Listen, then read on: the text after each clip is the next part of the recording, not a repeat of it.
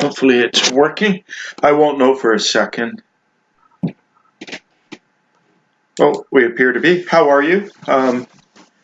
Well, You're well? yep. I'm flustered. I thought I set up enough time and then I'm just slightly late. Um, uh, No worries. well, we are broadcasting on Facebook Live right now. So, to the Facebook Live audience out there, hello, welcome. My name is Allan. I'm a little tired this morning. Didn't sleep that well last night. The weather, it's kind of off today, so normally I feel a lot more together, but I feel a little discombobulated right now. How are you doing, Karen? I'm fine, thanks, Alan. I mean, Yeah. everything's fine. And so you're just catching yourself in a moment of insincerity there, but then Yes, realizing that as a human being, we're supposed to be insincere, and we're taught to be exactly. insincere. That is, So you're not that's feeling it. that well then. I'm doing fine. I still have my digestive issues and they bother me sometimes, but I'm grateful when I look around at my friends and what ails them. Yeah, So yeah, yeah. it's just part of it. Getting old, and when we're young, the certain problems that we have emotionally and intellectually have no effect on our bodies because our bodies are young. But if we hold on to them for the rest of our life, as we get older, problems appear. And usually the problems are connected to feelings and thoughts that we've been having, things that have been plaguing us. But when we're young, we're in a nice, strong, tough body, as opposed to being old. Of course, Brian wasn't he was in a strong, tough young body, and you suffered from an autoimmune disease which sent you on the path. I'm Yep. just not sure. I just heard a beep.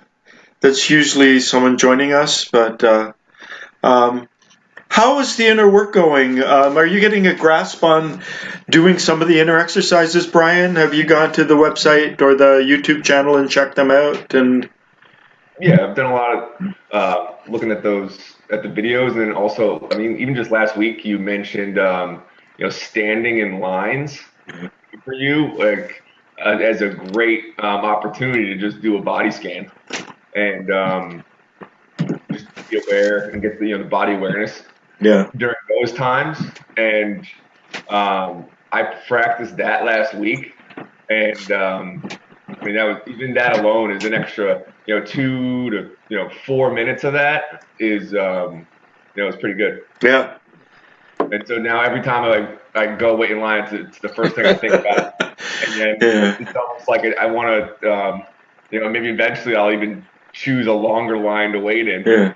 instead of going directly to the shortest one, just so I can get some extra time.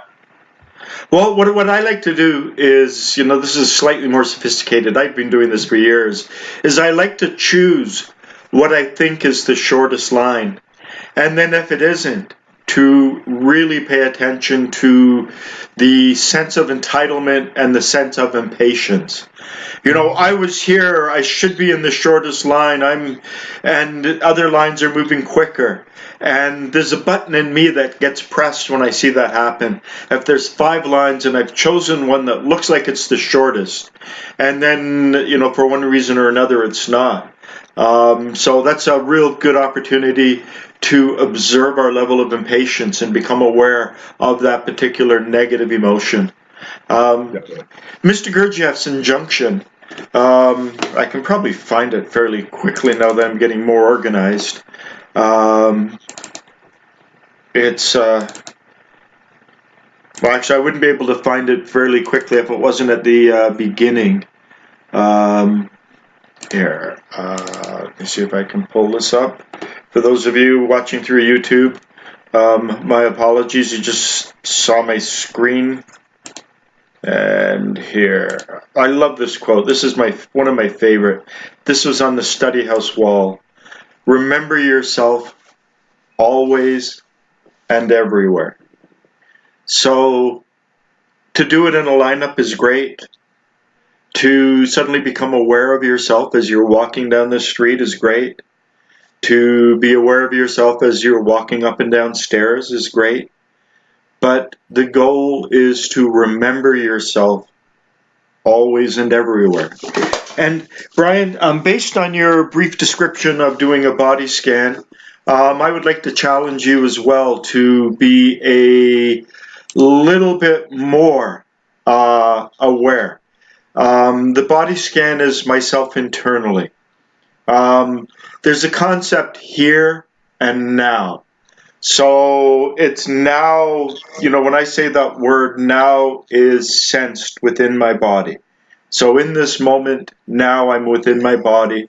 And then the here, this is my shorthand when I'm somewhere else. So here, I could actually be doing the room and look at the dog over there and my mug of tea, and here, now. So to get a sense of yourself wherever you are, to try and get this global awareness. Ultimately, you can break it down into what you see, hear, smell, taste.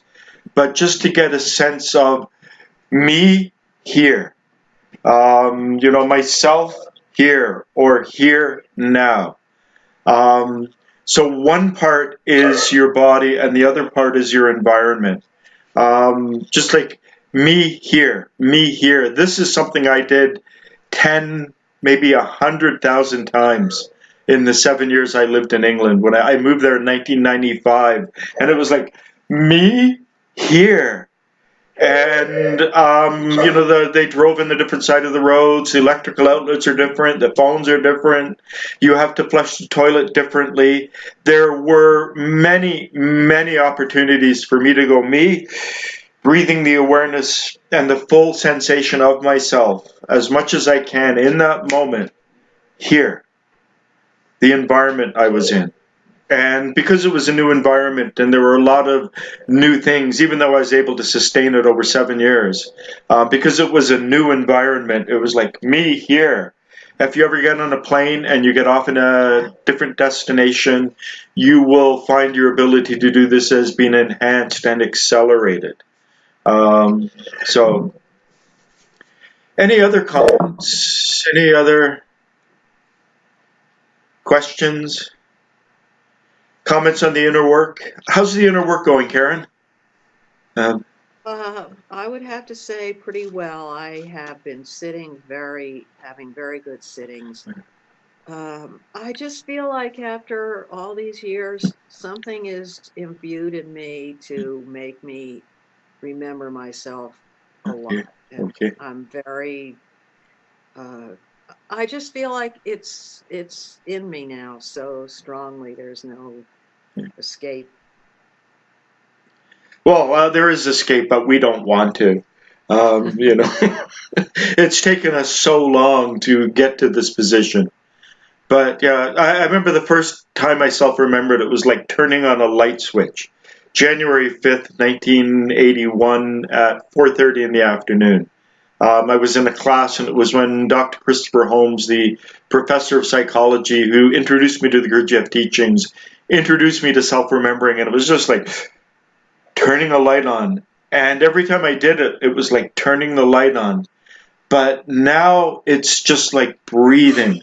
It is just, it's what is. It's become the new normal. Back then, it was just so new and so different. And I mean, you cannot habituate to this state. The habituation occurs at the level below this state of self-reflectivity. But you get to the point where it's so easy and it feels so comfortable and it feels so right. So it's rather than continually turning the light switch on and off again, just finding the light switch is being turned on and it stays on. Uh, any perturbations in the inner work, Karen? Um, well, in general, I've been having a trouble some time trying to understand how to let go some of the suffering that I have that is completely unnecessary, and it Yeah. seems to be something I carry around. So I've been Yeah. working on that quite a bit. Yeah. And I know that one of my major challenges is to get more into my body and feel from my body. So that's how I'm using that problem to find out how to use this technique. I'm not going to be able to quote it off the top of my head because his language is so convoluted. But the fourth being Obligonian striving that Mr. Gurdjieff puts in Beelzebub Tales, and he puts this in I believe it's the words of Ashiata Shaimesh. The fourth being Obligonian striving is to pay for our existence as soon as possible, so that we, and I forget the word, lighten the sorrow or share in the sorrow of our Creator. So I think in this respect, this gives us a handle on sort of learning the difference between subjective suffering and objective suffering. Subjective suffering is the needless, egocentric. At the base of it, you will find the ego. Why me? How can this happen to me? Poor me. There's a strong egocentric for most people, personal, egocentric as opposed to impersonal, subjective as opposed to objective suffering. And it's the why me, what's wrong with me? Oh, I can't move that way. Oh, I've got to be easy. And that as the personal component of suffering is useless. To be able to bear our suffering, to accept our suffering, to witness to our suffering, is to enter into it in a more objective fashion. So this is a very, very important distinction within the teachings, the difference between subjective and objective suffering. Subjective suffering is absolutely useless.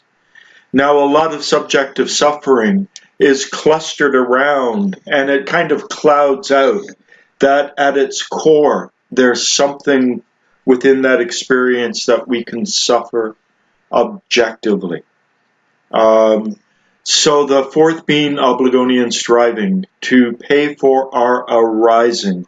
In other words, Mr. Gurdjieff said that it doesn't matter who we are or what we are going to have to fully pay for our arising. This manifestation, embodiment, being here and now in a physical shape, in a physical form, is not a gift. It's not, wow, this is so miraculous. I wound up here. Because according to Mr. Gurdjieff, we are going to have to pay for our existence.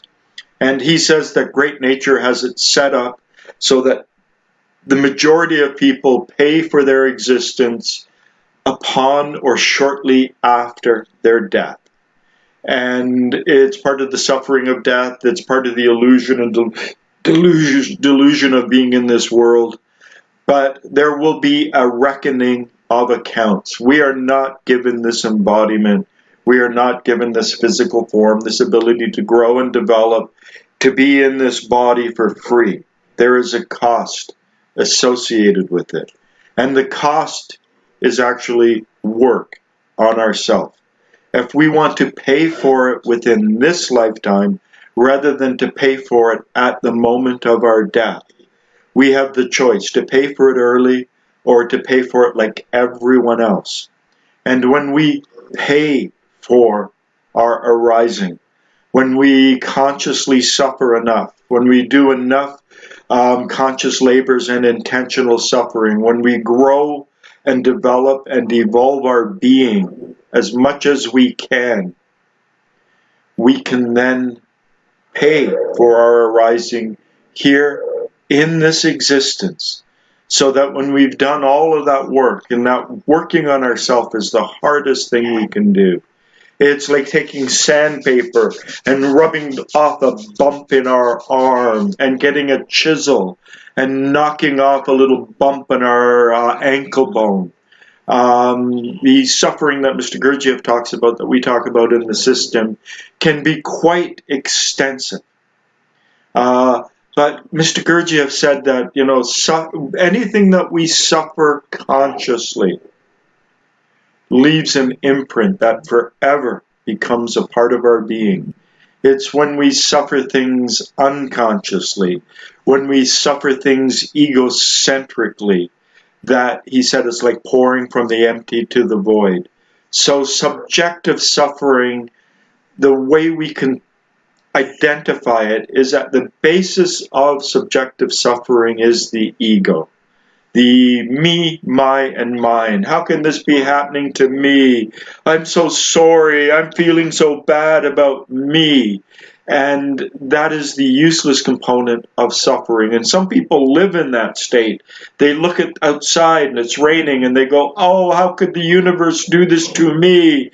They get on the bus and it's full, and how can this happen to me? And all of their suffering is based on internal considering and ultimately, caused by their ego and sense of self-importance.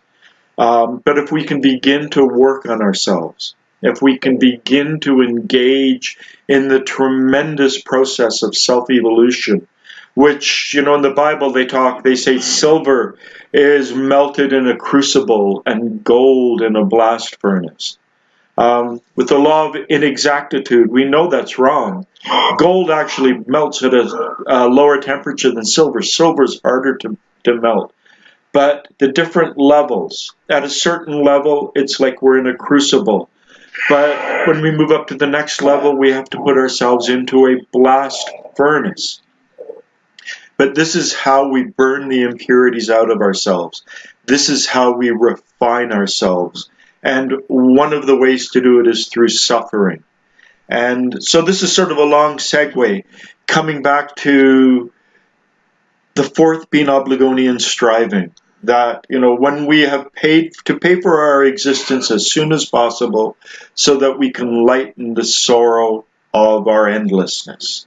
I'm not sure which title he used for God or the universe or the absolute in that.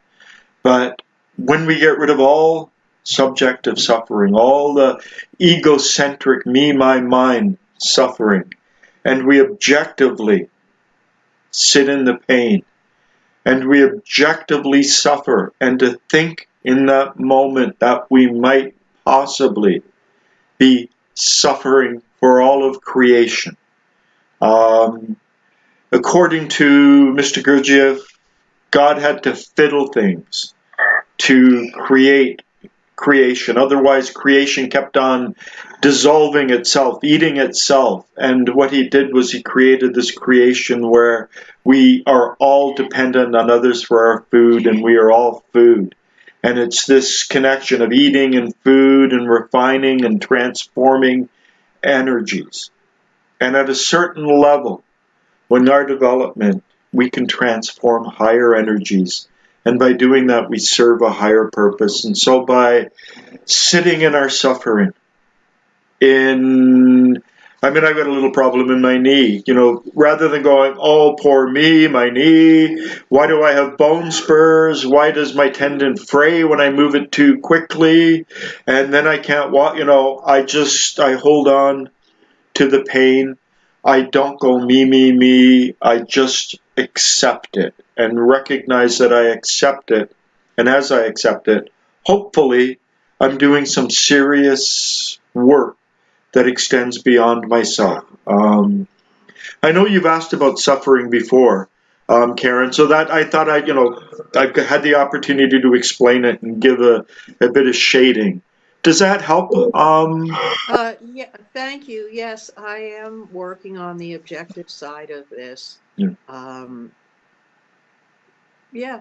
What you said is important. So thanks. Hey, Allan, I do think about the payment. I think about payment a lot. I want to pay. Yeah. I don't always know how to pay. Yeah.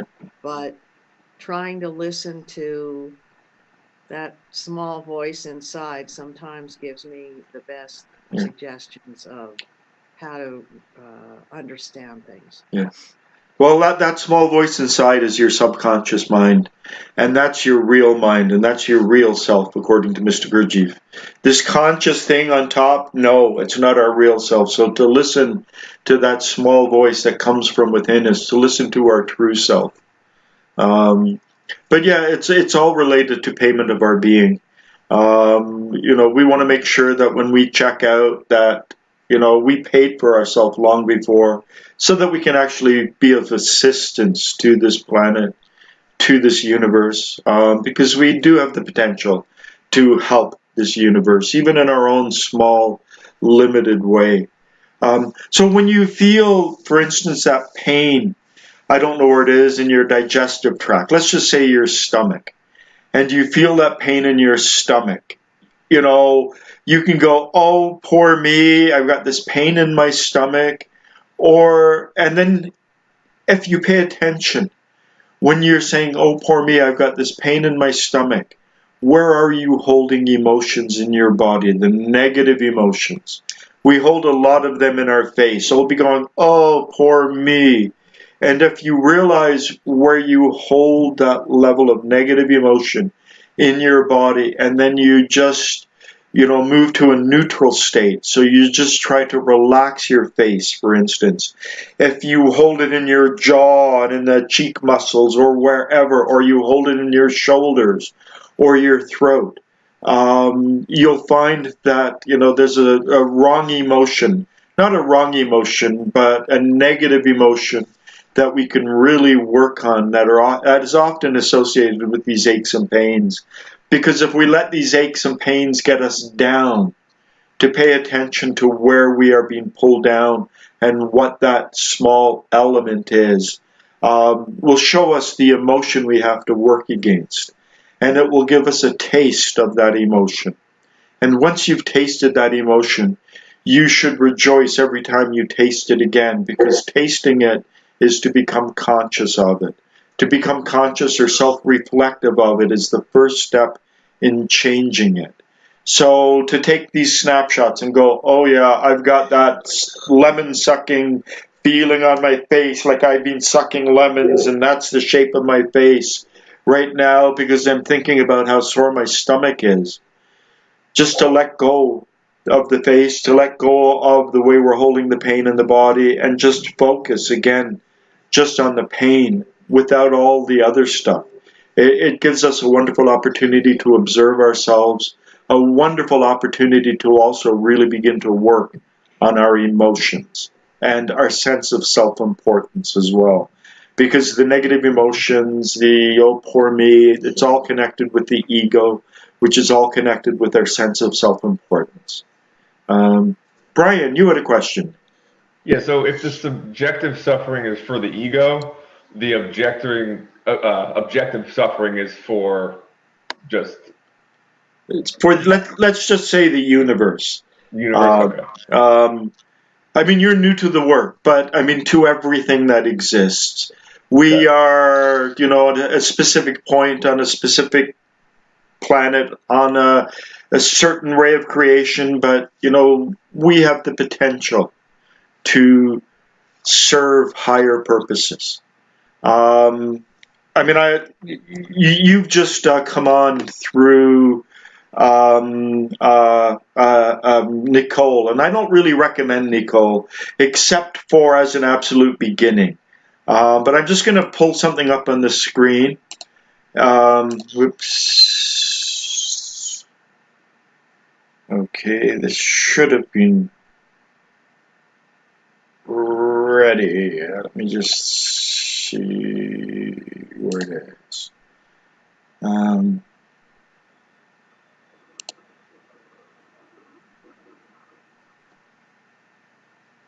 Okay, I'm not showing it. Nope. Stop sharing. I'm trying to. It's sitting here on my screen. I'm not sure why I can't share it. Here it is. I don't know if you've seen this before, Brian. This is really a diagram of the purpose of life. So there's an unbroken chain of alchemical reactions and changes that occur from the absolute down to the inconscient. It actually extends a little bit below what this diagram is, but this is the diagram of all living things. So this diagram focuses on life. So a normal man is at the level of 48. Slumbering man, the same level as the invertebrates. Mindful man, this is the level of personal reflectivity, personal consciousness. Awake man is objective consciousness. This is stepping up to that level. So we are contained within this ray of creation, and we are able to transform substances upwards, and we can transform substances downwards. The food that comes into our mouth is actually at the level of the metals. It's at level 768. Then it gets transformed up to 384, 192, 96, 48, 24, 12, and 6. And so this, in a sense, maps organic life on this planet, but it also maps the process of refining substances through our food. And there's a point here between slumbering man and awake man. Slumbering man is purely subjective. Awake man is purely objective. The mindful personal reflectivity is where you're beginning to work with the subjective on the one hand and the objective on the other. The objective lifts us higher, but we're all part of a chain of being. So let's say this triangle here for slumbering man. At their normal level, they transform hydrogen 48. Under 48 laws, they can peak up to, actually this is wrong in terms of a normal man, this is what are eaten, but a normal man has access to the mindful state and to the lower state. As we move up, our higher up moves and our lower moves. Now I know I have that as a diagram. Let me see if I can pull that up. Whoops, this is something, I thought it was, when I pulled it up, it was smaller. So the middle, the mindful man is the middle of this diagram. The slumbering man is man to the left, and the awakened man is man to the right. So on the right, they live with a full objective awareness. On the left, they live in a completely subjective state, ruled by the ego, and ruled by their own belief in their importance and all of those things.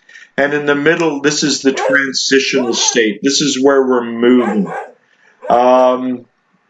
We want these higher substances within us. So this is the progression and development of our being as we move up.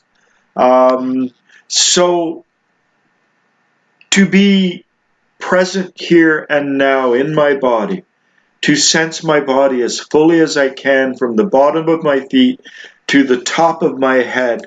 Going back to this diagram, here, just below the first red circle, there's a law 24. To be fully present here and now in this moment, physically in my body, is fueled by law 24. To become aware of my environment, the here as opposed to me, the here, that's ray 24. And to become aware of my emotional feeling, I don't really want to go into it right now, is do, re, mi, fa 24 of the feelings. So just by becoming aware of the knuckle or the nail on the baby finger of my left hand, I'm serving a higher purpose. I'm stepping up a whole level of awareness, and I'm transforming a higher energy. So it's all about the transformation of energies. to step up into the mindful state, to become mindful of my body, to become mindful of what I can see, hear, smell, taste, while mindful of my body, to be mindful of what I can see, hear, smell, taste, while mindful of the internal and external sensations of my body, and mindful of my feelings and what I'm feeling now here in this moment, is stepping up to that middle state more fully. And so we can step up just with the nail of our baby finger on our left hand, or we can step up with the full sensation of our body, or we can just step up with the full sensation of our body, or we can step up with the awareness of what we see, hear, smell, taste, or we can do all of that and become aware of what we're feeling. We're still talking about that same intermediary level. But as we transform a higher level of energy, we serve a higher purpose for this planet. So even just being mindful of your body for a moment is to step up and serve a slightly higher purpose than you normally serve. So all inner work, because it requires the conscious use of higher energies.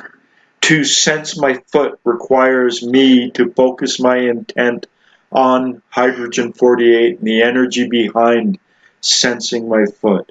It requires me to transform a higher energy. So all inner work in and of itself allows us, even just at a very tiny level, to transform a higher energy and be of a higher service.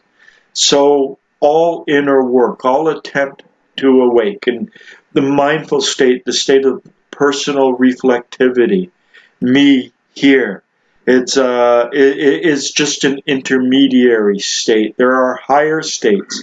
The next state is the awakened state for humans, but there are higher and more Godward states, and we are part of a chain. And the more we evolve, the more we can help the higher end do the work that it's supposed to do. And this is what I believe the whole purpose of the work is to transform as high an energy as we can, to have paid for our arising and transform that energy, so that requires effort, it requires sacrifice on our part, and basically we're giving that back to the universe by being present, by being more awake. We're not doing this to be more present and more awake because we want to be a guru, or we want to be a teacher, or we want to write books. We are doing it as a service to transform the energies that this planet needs. So it's all about this transformation of energies. Again, I tend to explain things in great detail. I don't know if that helps at all, Brian, or just confuses you more. No, that's good. Helpful. Let's just quickly, as a hypnotherapist, I know that when I talk about becoming aware of the little, the tip of the finger of my left hand, hopefully we should all be doing that. So as I talk about becoming aware of our body, becoming aware of our breath, that all of us are doing this. But let me just pull up this other one that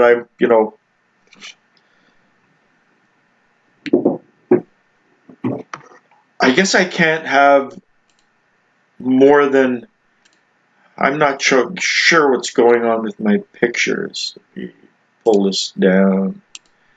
There. I guess I've got to set them up properly. I wish to be. I can be. I have the right to be.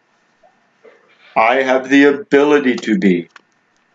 I swear to myself that this will never be for my personal profit, but to help others. I wish to be to help others. This is to be understood as a vow. And so all that we do, all of this work on ourselves, is to help others. But others is a pronoun and it's not specific. I like to think that we work along 3 lines. I know we work along 3 lines. just say to yourself, I work for myself. I work for the benefit of humanity. And I work for the earth herself. We could actually say that we work for that whole ray of creation, the whole chain of being, that we work for organic life on this planet, to help link organic life through ourselves and our bodies with some of the higher dimensions of reality, to allow that energy to flow down through us into this world, which is contained within our body. But every time we begin to do inner work, anytime we begin to focus our attention, we step up to a higher level and we are of a higher service. So bring your higher attention to your breath, to your breathing. Become aware of the sensation of air as it flows into your lungs and back out. Become aware of the various muscles involved in breathing, your diaphragm, abdomen, the muscles between your ribs. Become aware of your whole body breathing. Sense your whole body breathing. And while sensing your body breathing, become aware, in addition to your breath, become aware of gravity, balance.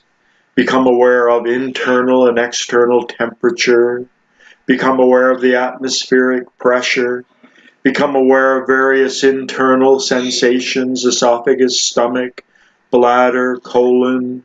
Become aware of the external sensations, the air that touches your face, the skin that touches the clothing that touches your skin.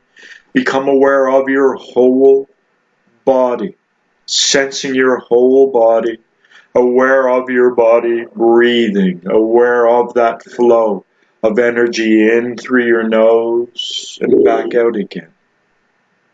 I recently came across an article on breathing, and they talked about Zen monks of a specific school saying, breathe into your heels. I love this. Breathe into your heels. In other words, breathe with your whole body, using your whole body and the awareness of your whole body for breathing. Breathing with your heels, sensing your entire body. And then we're going to do Mr. Gurdjieff's filling exercise. As a vessel fills with warm golden honey, imagine filling with sensation from the bottom of your feet up to the top of your head. So fill with sensation in the bottom of your feet, and then fill with sensation up to the top of your feet, up to your ankles, up through your lower legs, the upper part of your lower legs, up through your knees, up through your upper legs, to your hips and hands. Filling with sensation from the bottom of your feet, all the way up to your middle torso, lower arms, midriff, middle torso, elbows, all the way up to your chest and upper arms, your upper back, all the way up to your shoulders. Filling with sensation from the bottom of your feet up through your shoulders, up through your neck to the top of your head. Sensing your entire body as one organic whole. Sensing your body breathing. Aware of breathing with your heels. Allowing your body to focus on breath and breathing. And as you remain aware of your body, aware of your breathing, aware of your whole body breathing, become aware that this involves a struggle, it involves a sacrifice, that the energy that you are giving to this act is valuable. By becoming aware of your body, by becoming aware of your body breathing, by breathing down to your heels, you are elevating the level of your body. You are flooding your body with various molecules that heighten your sensory awareness. And as you do this, you are transforming a higher energy along the chain of creation. You are transforming energy of a whole order higher. And in doing so, you are serving a higher purpose. But not only are you serving a higher purpose, the universe in its great magnificence also allows us to benefit from these personal acts of service. J.G. Bennett said that a third of the energy was used up in the creation of the specific state we are in. A third of the energy goes to a purpose beyond us that we cannot know. And a third of the energy is returned to us for our own use. So 1/3 is just used up in the process. A third is an act of service. It goes to feed something higher. And a third comes to feed our being and to grow our being and to allow these inner crystallizations to take place within our being so that we can then grow even more and serve an even higher purpose. Because our task here is not to achieve liberation. It's not to become enlightened and then escape free from the universe. Those are world negating religions. Those are world negating paths where I want to blend with the oneness. I want to dissolve into all of creation.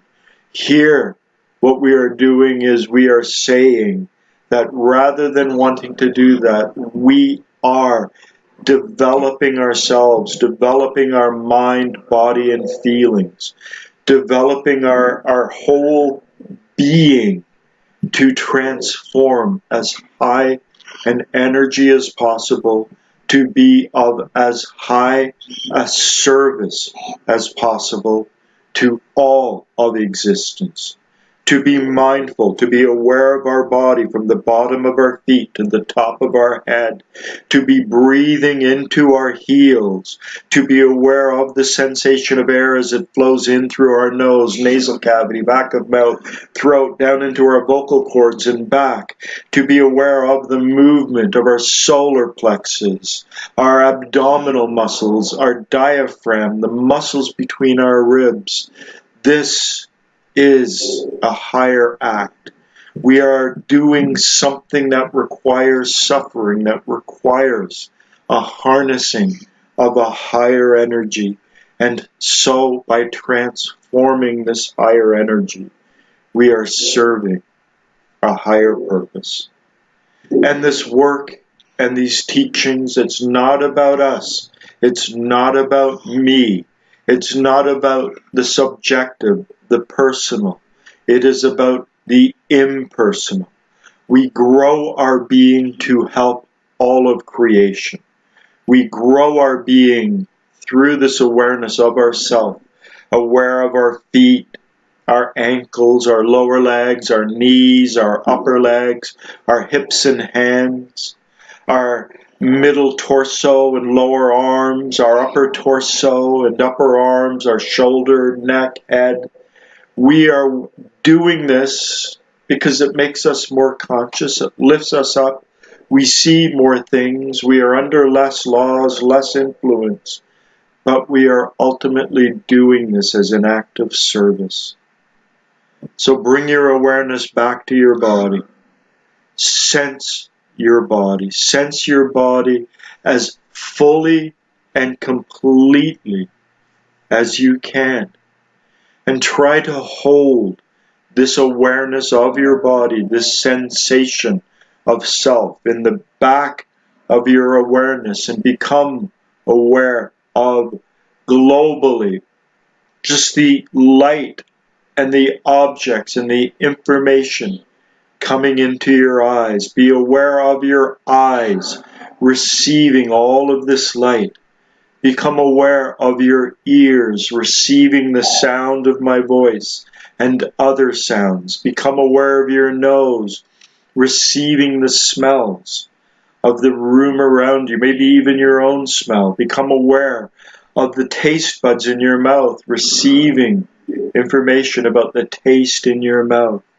To become aware of what you are looking at, what you are hearing, what you are smelling, what you are tasting while sensing your body. This is only a two-brained form of mindfulness, self-remembering. Even just to consciously look and sense our body is a profound act. To consciously look, listen, smell, and taste while sensing our body is an even more profound act. Initially, just practicing with these two, what I can see, hear, smell, taste, and myself in this moment. And to recognize that every time we do this, we are engaging in an act of service. This is not easy. If you've struggled on the path, especially at the beginning of the path, you will realize how difficult it really is to be present here in this moment, to be aware of your body, to be aware of your breathing, the sensation of air, the movement of your diaphragm, abdomen, the muscles between your ribs, the air as it flows in through your nose, nasal cavity, back of mouth, throat, vocal cords, the sensation of all the clothing on your body, the skin, the touch of air on your face, gravity pulling you down. To become aware of all of this while also being aware of what you can see, hear, smell, and taste. Not only do you get something back from this, you get to waken up a little bit more in a very proper way, and it allows you to perceive more, to see more, to understand things differently. It allows parts of you to grow in a very deep and meaningful way, but it's ultimately also an act of service. So become aware of your body, become aware of your breathing, become aware of the movement of your diaphragm, the muscles in your abdomen, the muscles between your ribs. Become aware of your whole body breathing. Become aware of the sensation of self while also being aware of the light entering your eyes, the sound entering your ears, the smells entering your nose, and the taste that's within your mouth. And try to recognize that this really is a sacrifice, that this is an act of service, that this also requires a struggle. It requires intent. And we are doing this, again, as I said, as an act of service, even though some of it gets returned to us. This path is the path of service. It's understanding where we fit in to all of creation, understanding all of the levels of creation that exist within us, and trying to grow ourselves at the higher and higher levels so that we can participate more fully in this whole process and hopefully add to it. So just remain aware of your body, remain aware of your breathing, sensing your body from the bottom of your feet all the way up to the top of your head. Sensing your body from side to side, from front to back to front, inside out, whatever way you want to, sense your whole body. And become aware of the here through your external organs of perception, through your eyes, ears, nose, and taste buds. Aware of being here in your body. And this is actually the proper sequence. The awareness of what we see, hear, smell, taste should be in first position. This is where we receive the impressions, while the awareness of our body should be in second place. And just because it's in second place, it cannot be an unconscious act. We can only intentionally and deliberately become aware of the sensation of self.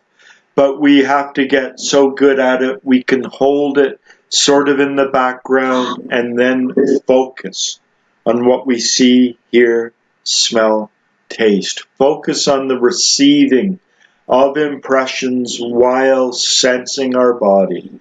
And this is the beginning of the preliminary proper form and sequence to receive and to grow our being.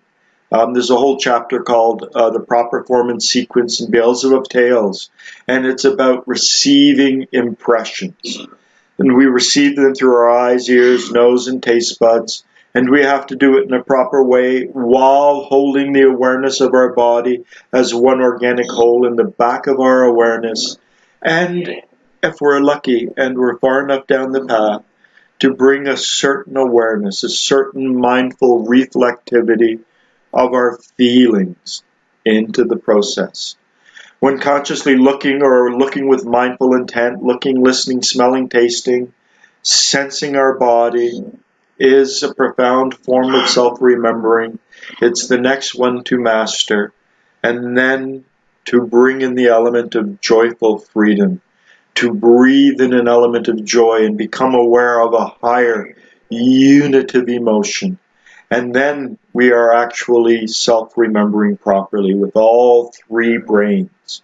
And while it's a wonderful state and it's a liberating state, and if you do it right, it's filled with tremendous joy and awareness, recognize that it's an act of service, that we're only getting back a third of what has gone into the creation of this experience. A third has gone through the development of the experience, and a third is given out back to the universe. So try to be as present here and now in this moment. And seeing as though this seems to be, segueing from what I was talking about last week, and there was something I didn't add last week about the nature of self-remembering, which is what I'm talking about now, what we're doing now, the exercise I'm leading you through now, this process of self-remembering, remembering myself. Now, there's an alchemical process. The higher blends with the lower to meet in the middle. In order to sense your body, in order to breathe with your heels, in order to have the sensation of self. This actual awareness is Law 24 of the octave of food. We can actually talk about the specific molecule, Law 24 of the octave of food. Now, what happened was, in order to experience this awareness, this sensation of self, the higher, which is something of C12, which is C12, which is the highest energy the human body naturally produces, has to come in contact with SO 48, which is the physical body in its unconscious, unaware state. And so C12 and SO 48 blend together, and this experience of our body is Law 24. But the thing that I didn't quite point out last week is that every act, so the physical self-sensing, the externally perceiving, my eyes, ears, nose, taste buds, the feeling, to consciously feel, a higher must always blend with the lower. And hydrogen 12 is the energy of conscious awareness, of objective consciousness. It's the energy of the awakened state. So to sense your body as one organic whole, here and now, in this moment, involves and it necessitates the use of C12. The higher element has to be present in order for us to experience this. Just to even become aware of the tip of my baby finger on my left hand requires that higher 12 energy. It's like right now I can't see my hand because it's behind my back, but my hand is very much present. And so in any self-reflectivity, any form of self-reflective awareness, whether or not it's the sensation of my body, the awareness of what my eyes, ears, nose, and taste buds can see, or the awareness of my feeling. They all require that conscious energy. It's hidden within every act of mindful awareness. At the higher level, we have to have enough of that higher energy in order for us to be able to experience these states. And a metaphor that I came up with, and I've talked about this before, but I'll say it again, is you have a cowboy and a wild horse, and he throws a lasso around the horse. And he's got a certain control over that horse. You get a second cowboy, he throws a lasso, and they have a certain control. They don't have full control. It requires a third cowboy with a third lasso.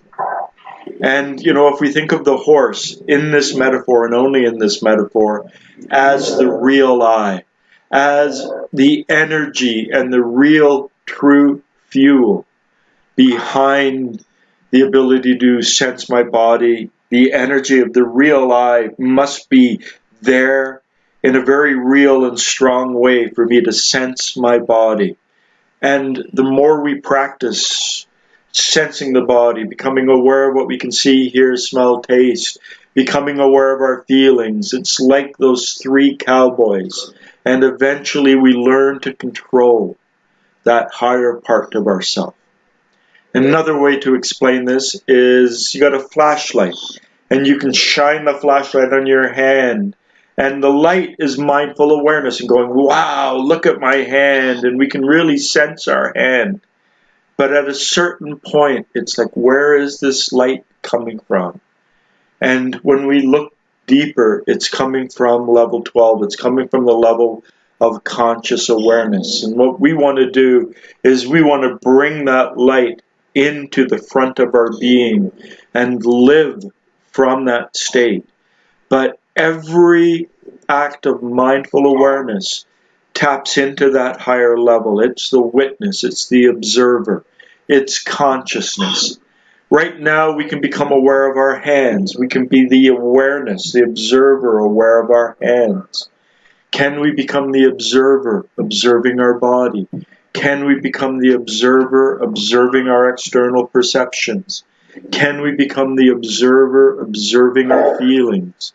And can we become the observer behind those three observers?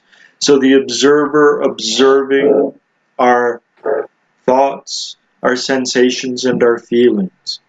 And that is what the awakened state is. It's the next level above the state of personal reflectivity, and it's where we are heading and the aim of this process.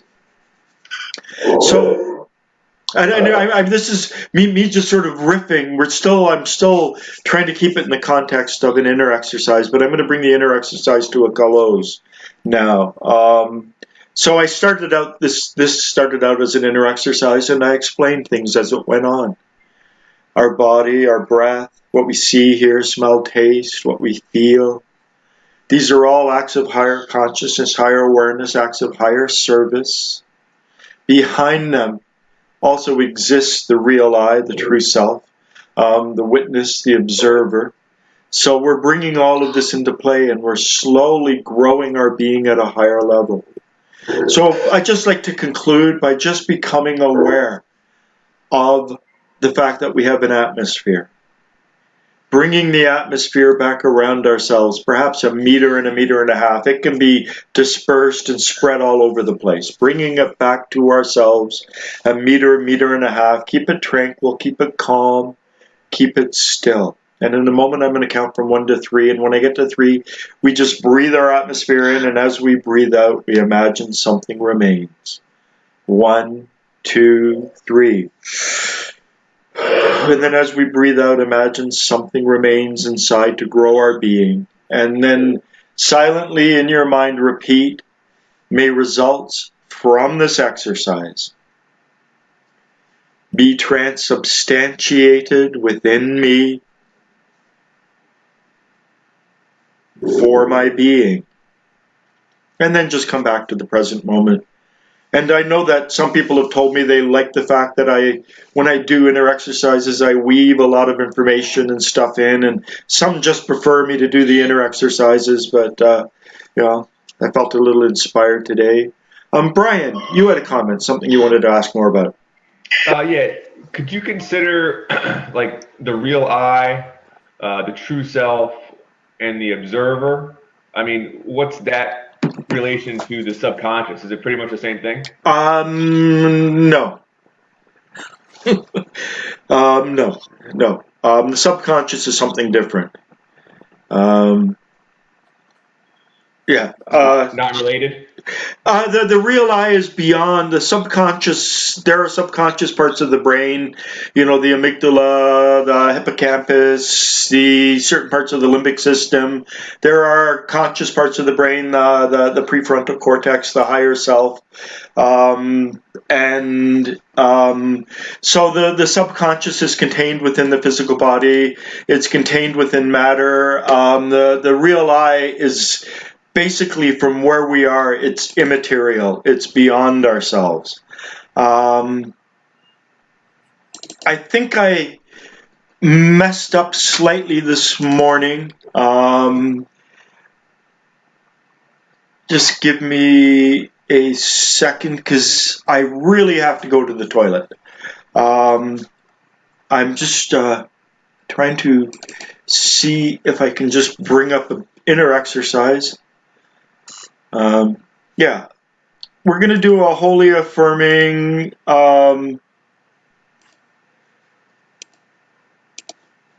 denying, holy reconciling. Whoops. And this will take a few minutes, and it will give me I apologize. I have to really worry about drinking enough, and not so much that I have to go to the toilet. So I'm going to play this.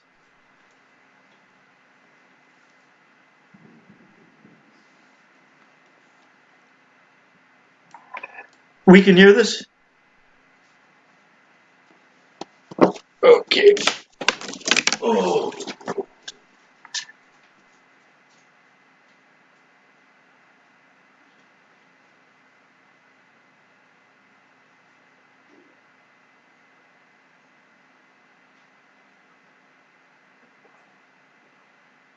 Tweet, is that you? Hello?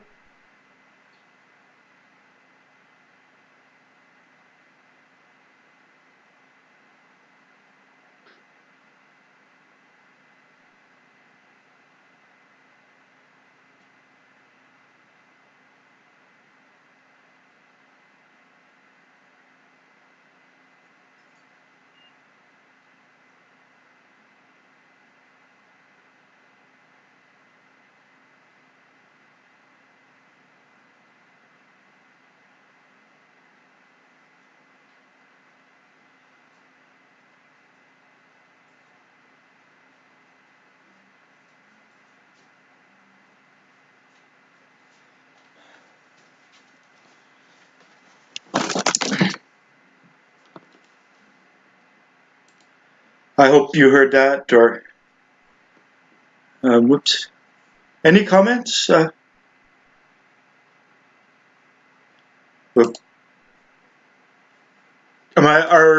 we live?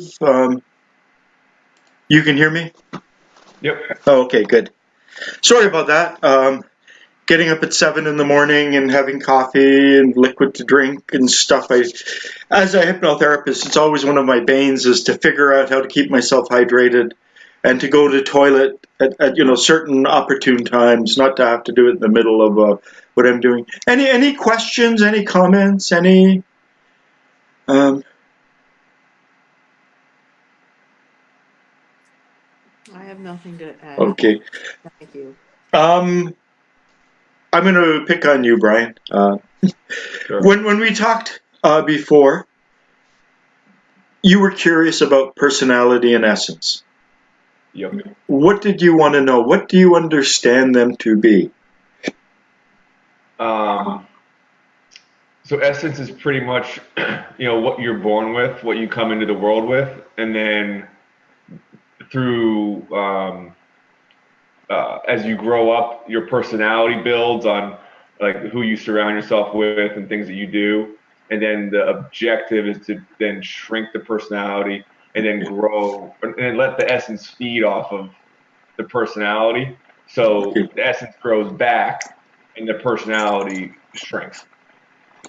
Can you define personality a bit more clearly at all? I guess like it's things that you acquire, maybe like traits through things that you're taught by culture and family and school. Okay. Can you give me any examples of personality within you? Personality with me. I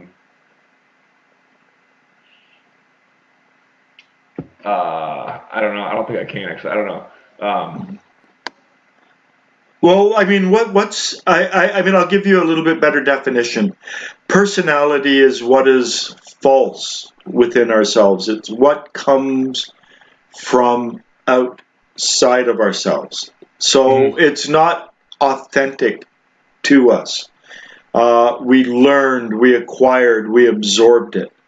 So, Brian, what is personality within you? I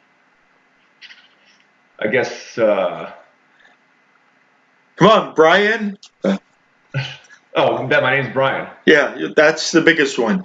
You know, we are not our name. Our name was given to us. Another huge one is our language.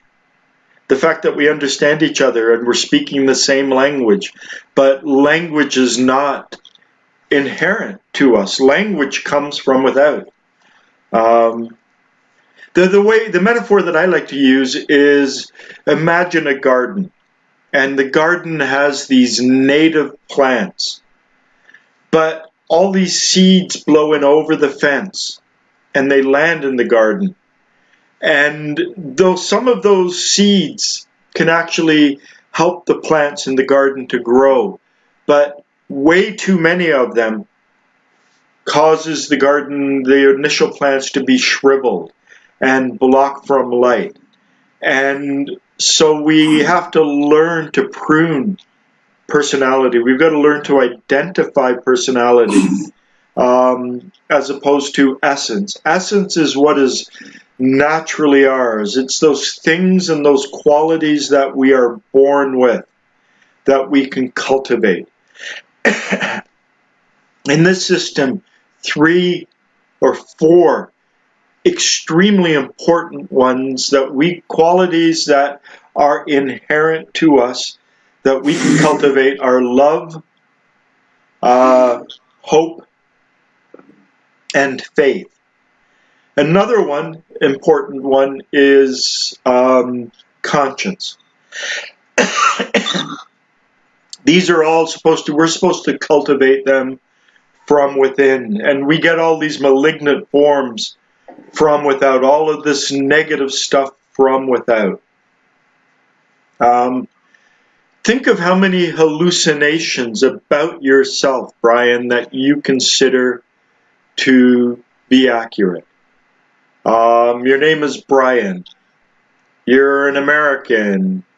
You're a Scottsdalean. I don't know what they call people who live in Scottsdale.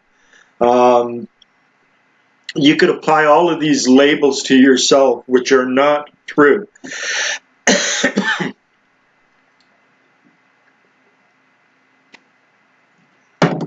So, the belief that I'm a Canadian, the belief that even that I'm male, and the word male and Canadian, and there's an objective truth behind my existence, but it's not Allan Clues. That's not the objective truth. That is the aspect of personality. Another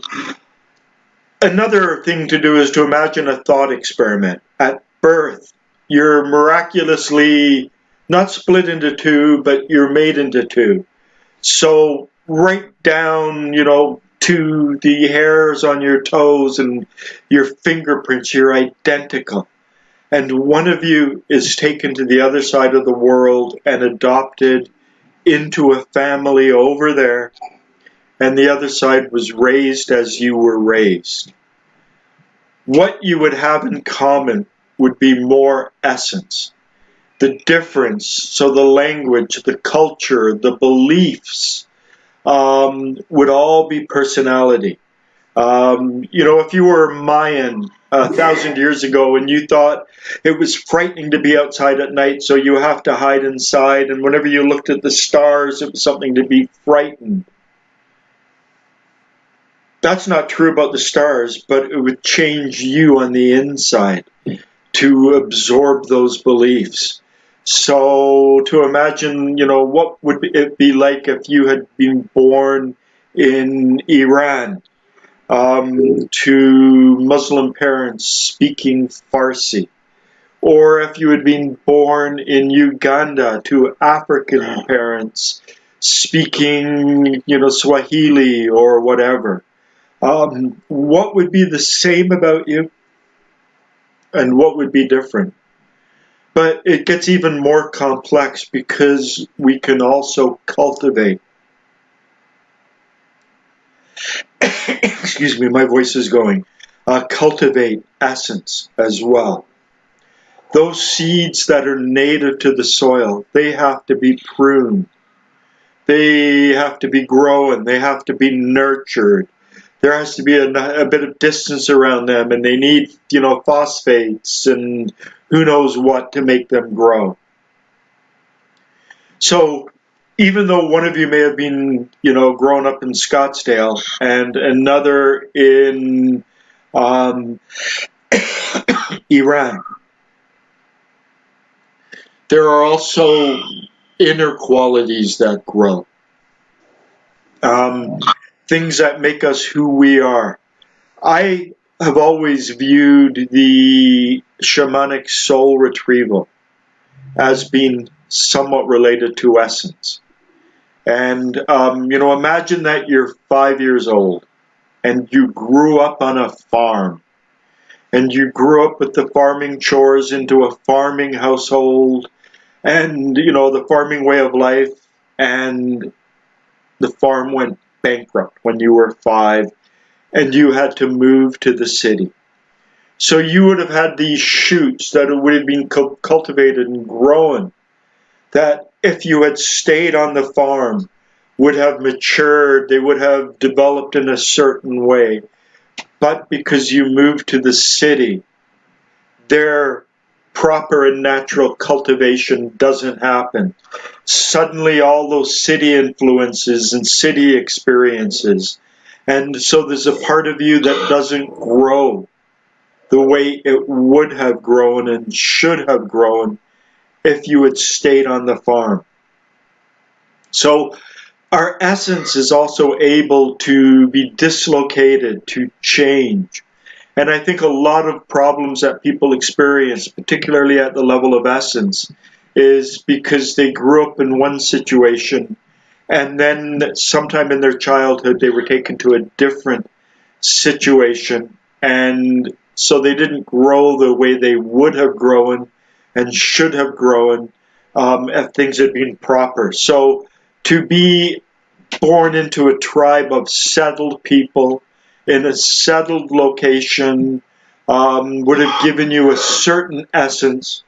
To be born into that settled location and then your parents suddenly emigrating halfway around the world would have had a profound impact on the growth and development of your essence, of that inner core. So if you'd grown up in one place, you might have been dynamic, outgoing, extroverted, and because you moved to a different place, you became socially anxious and inhibited. And this is more of a malformation of personality rather than essence, or essence rather than personality. Mr. Gurdjieff said that, there are some people, their essence is so developed that their personality has ceased to exist. It died long ago, and all they are is personality.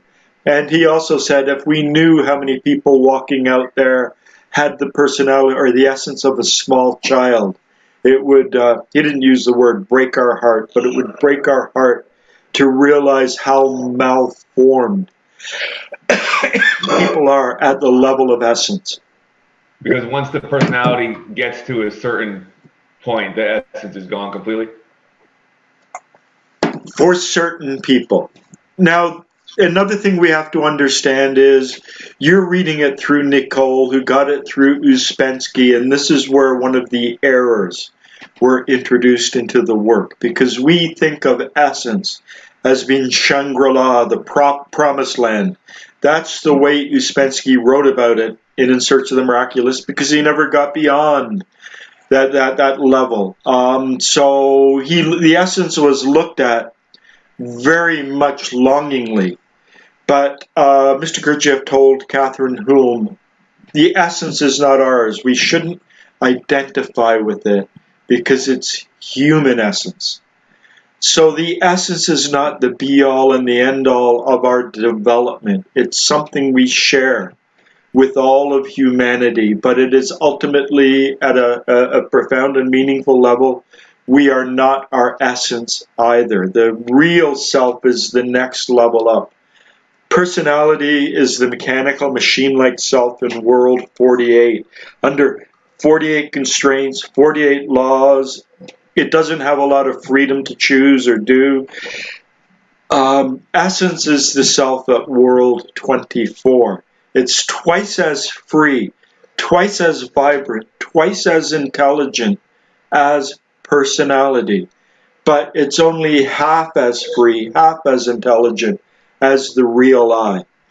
So there's this mixed emphasis that Uspensky and through him Nicole place on essence. Essence is only intermediary. There's something higher than essence that we also want to cultivate and that we want to grow. So part of my work is, if this is a problem with essence, if there was some kind of negative experience that occurred to someone around the age of 5, definitely before the age of 8, affecting their emotions, perhaps a move or some kind of trauma, I consider what I'm doing more essence-related work in helping people heal their essence and grow their essence properly. But when it comes to beliefs, when it comes to thoughts, when it comes to a rigidity, then that's more work in terms of dealing with personality. Quite often, for instance, drug addiction and everything, it's like this personality, and there are elements of essence, but the way to help people is they've got to step above that level of being constrained by the mechanical self. So the machine can't change itself. The change has to come from the level up. So we actually have to move up into the essence and to grow it properly and, to allow it to regrow. If we moved as children, if, we had an alcoholic parent, if we had certain experiences in our childhood that prevented our essence from growing, we want to grow that. We want to develop that. But we also want to keep the personality, but make the personality as opaque, as clear as possible, so it's like this thing we can wear that doesn't distort us too much. But it's really the self in World 48, and we can't get rid of the self in World 48. That would be to cut out one part of our being. The self in 48 is the planetary body. It's the part of us that are ruled by automatons, ruled by habits. And as nice as it is to be conscious of opening a door with your right hand, you cannot get rid of habits. If you got rid of habits, you would not be able to function in the world. It covers everything from going to the toilet, showering, walking down the street, doing our jobs. So much of what we do is ruled by a very machine-like part of ourselves. We don't want to stop that part from doing its job, but we want to move the focus of control higher, so we're aware of the machine doing its job. So personality isn't all bad, but personality can block out essence. It can strangle essence. Personality is the glibness, it's language, it's writing, it's communicating.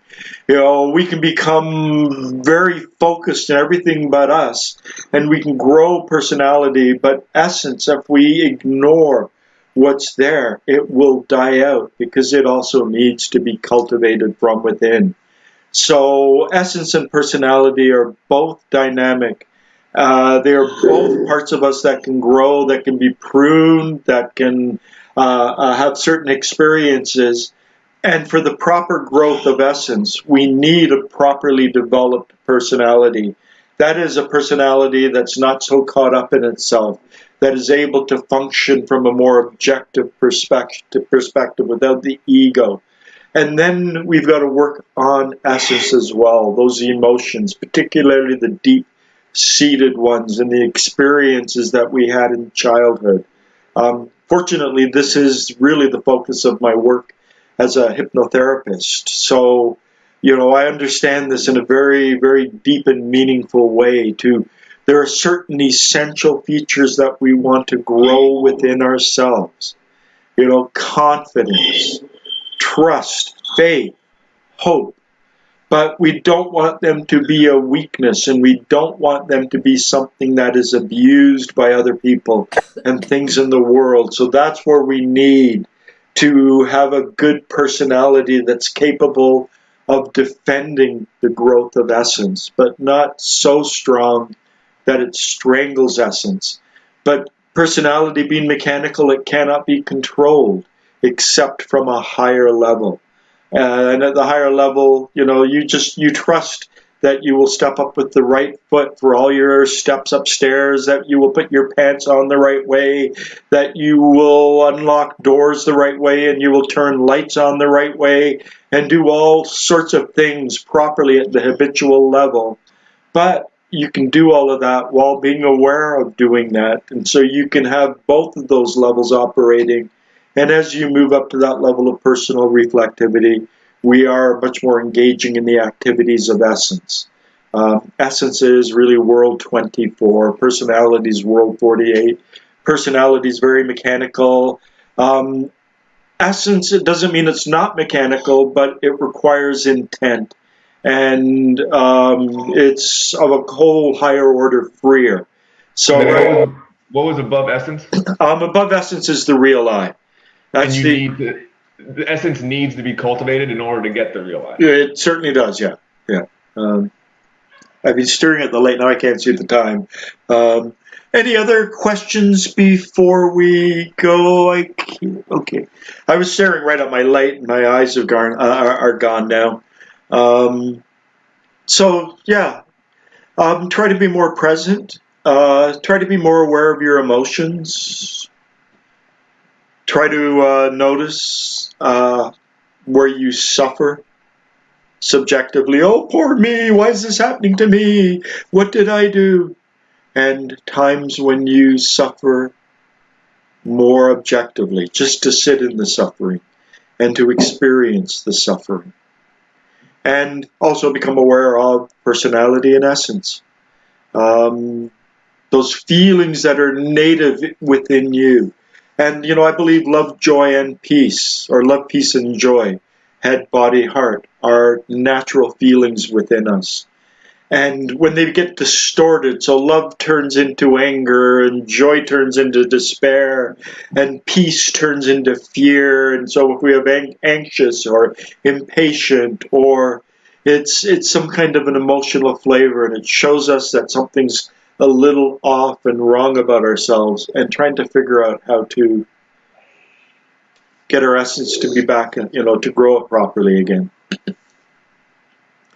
It's been a weird day because I feel like I'm losing my voice now. Fortunately, I don't have any clients today, so it's not like I have to talk for another few hours like I normally do. So I'd like to thank the two of you, and not sure what happened to Ian. He's been pretty well, here every time. I think he's missed one before in the nearly a year I've been doing this. Hopefully he's okay.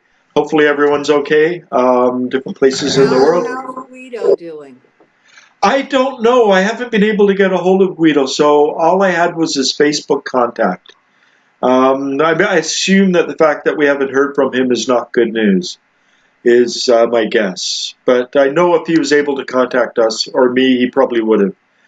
My assumption is he's in the hospital. Last time we saw him, his mouth was so swollen. But all I have is his Facebook, and it's been inactive since March 4th. So, okay, I'd like to thank you for being here. I think my voice is almost gone. So, thanks. Take care.